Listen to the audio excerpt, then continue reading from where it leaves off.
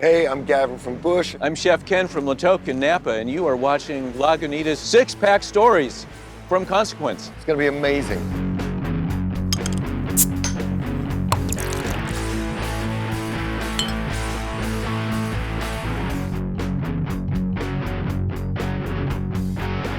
Drinking songs. I think it's gotta be a bit of Sinatra, a bit of My Way. Oh, yeah. You know, I feel I can really get into that. Nothing like the man himself, but I really can get inside that song. Yeah, I yours? Got You Under My Skin is pretty awesome too. He did a duet with Bono, and it was just, oh my God, that's just one of my favorite tracks. Still. He's quite a good singer, that guy. Yeah, they're both pretty good. They're both pretty good. And for the bonus,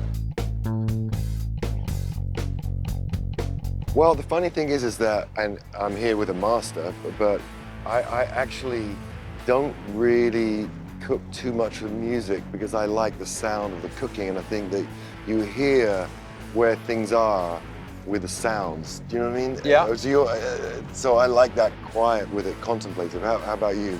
I probably got it wrong, but that's how I feel. I own my restaurant, so I get to be DJ, and I do the playlists. Oh yeah. And I've got some. I mean, depending on the night and the vibe. I mean, the New Year's Eve playlist is very different than most nights. You know, sometimes it's more R&B. Sometimes it's just a mix of stuff I like. Getting Wild for me recently has been like there's this great Prince cover of Play That Funky Music, White Boy. Oh, and you get down to that. He was the king of covers. I once went to visit him in Paisley Park. In that complex, he had a recording studio, rehearsal studio, place where he made all the clothes.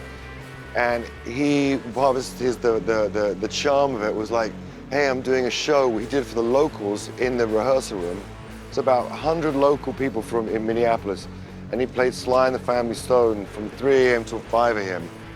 That was, oh, well, I was begging for Purple Rain inside, obviously. I didn't say anything, but he's the king of covers. Yeah, and what a fine musician. I mean, just stunning. Just stunning. Okay, you pick one.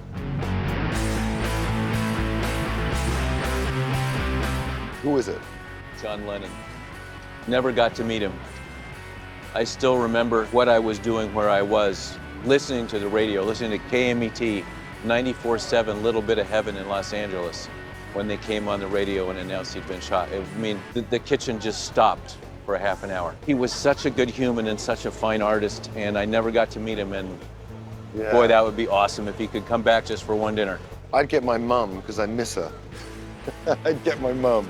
You know, someone who we've lost, that's someone incredible. I mean, there's an author, my favorite guy called Paul Auster. He passed away maybe a year ago, and I did this podcast recently about this book, favorite book podcast, and it's called Moon Palace. And I realized that I read it when I was like 25, 26, and it was this most pivotal moment in my life. A bit earlier, I was really going slowly with my music career. Things weren't good. I was very poor. Rereading that book, it made me realize that some of the regrets you can have in life, I find, is that you don't reach out to people that you should. And I sort of felt that throughout my career that I spoke about it so much, I just sort of rung him up, found a way, because apparently he really liked red wine, lived in Brooklyn. So that would have been great things. There's such a lesson, like, you know, when you feel you should reach out to someone. So from then, I always do that now, make efforts and do reach out, because that was a great lesson. So I'd be Paul Auster. It was amazing, you know, I love going with the culture. And one thing that I've got from the culture is that with social media, it's almost the rebirth of melody, because you'll take a clip and the music that you put to it is some crazy melody. You know, you get the reels, get the same melody or same songs. It made me realize the power of a simple melody. So when I was thinking about that song, I'd gotten so bored of playing it the traditional way. So I'd begun leaving it off the set list, and I thought, you know, this is a great song to strip everything away and make it have this orchestral voices, celestial feel. And that's the reason I did it, just to keep going, you know, give that song new life. Yeah, we do that in the kitchen too. You know, I did dishes back in the 80s and the 90s that would be weird to do now.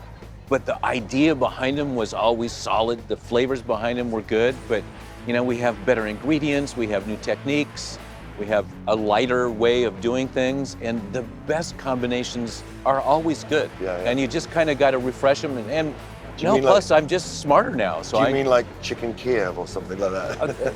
Classic dishes are classic for a reason, but you can update them and make them modern and make them better. Right. And that's good. Good How combinations often? are always good. A good hook is a good hook. A good flavor combination is a good flavor combination. And sometimes you just need to update them and make them fresh, and hopefully they're better the second time. How often are you making new dishes? Is it something that you just comes to you all the time creatively? It must be hard to switch that off. I think about food most of the time. It's just, Me too. It's just what I do. Me too. And the menu is super seasonal, but we're always bringing back things from last year or the year before that we really liked.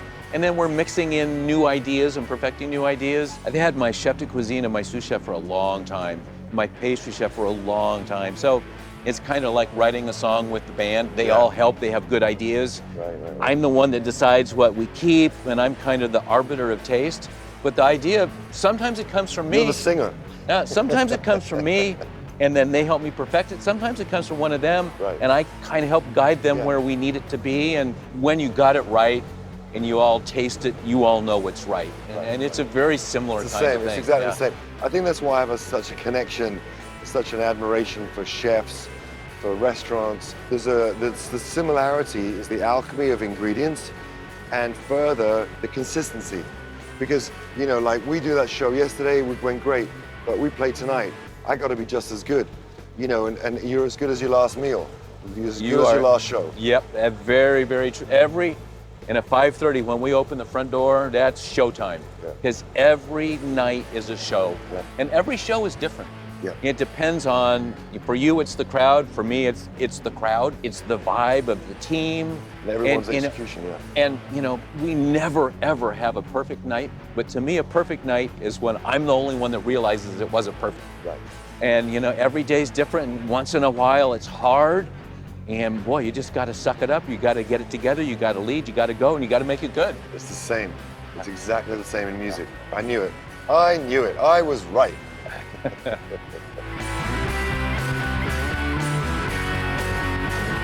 The rap that British food is not any good is bullshit. London has become one of the most exciting food towns on the planet. If you don't go to Borough Market and get excited about eating something, you're just not fucking paying attention.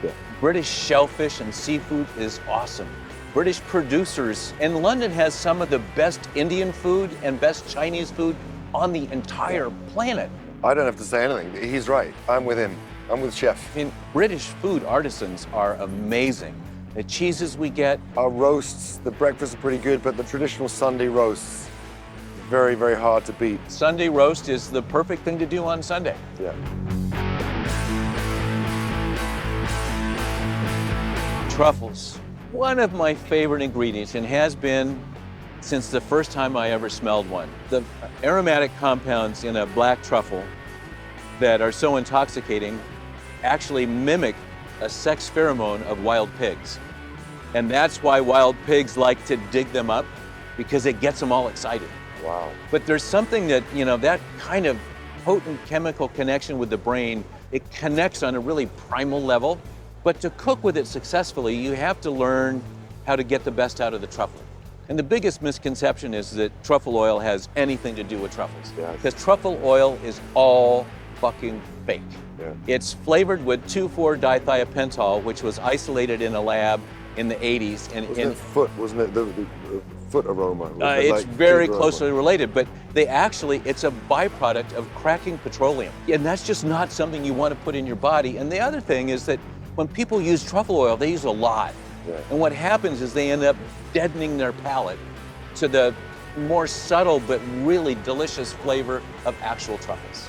My favorite way of, I like the white truffles, fancy pants, tagliolini, a pasta with a little butter emulsion and the pasta water, and then a poached egg, and then truffle all over the top. That's as good as it gets for me. Honestly, the best way to enjoy truffles just simple so the truffle can shine. And plain pasta or egg or both together, I mean, you can do fancy stuff, but you're not going to do better. No. You're not going to do better than that. I wish we had it now. Egg, first of all, is one of the most perfect foods that exists. It's actually super healthy. It's clean, it's fresh, it's awesome protein. Egg can do so many things. You can just eat eggs, but so many of the things that we love to eat depend on having eggs in them, or they don't work. Egg is the backbone of so many things that people don't even know have egg in them. Right. But I mean, to me, a perfect egg is an egg from one of my hens in the backyard in a pan with butter and salt. Now, if I have truffle, it's going on top. And the thing about eggs, it's really great with truffles. If you store whole fresh eggs in a tightly sealed jar in the fridge with fresh truffles for 2 days, the egg will absorb the aroma of the truffle right through the pores in the eggshell. Those flavor compounds that are super volatile will actually go through the shell, they'll go through the white, and they'll bond to the protein in the yolk. And you can cook one of those eggs without any truffle, and it will taste like truffle. It's just amazing. I love that. You know, being on the road, the catering can be horrible. So I'm known to I boil a bunch of eggs and I do like them. I let them sit in some rice wine vinegar, soy sauce, and mirin, and they just all day, and then I just take them and I can eat them. Most of the time people can't make scrambled eggs, and it's really frustrating to me because I like a soft scramble, really slowly made. And on the subject of white truffle, nothing beats a soft scramble covered in white truffle. That to me is the ultimate. As good as it gets. As good as it gets. And never, ever turn your egg over and overcook it. Oh my God, that's the sin of all sins with an egg.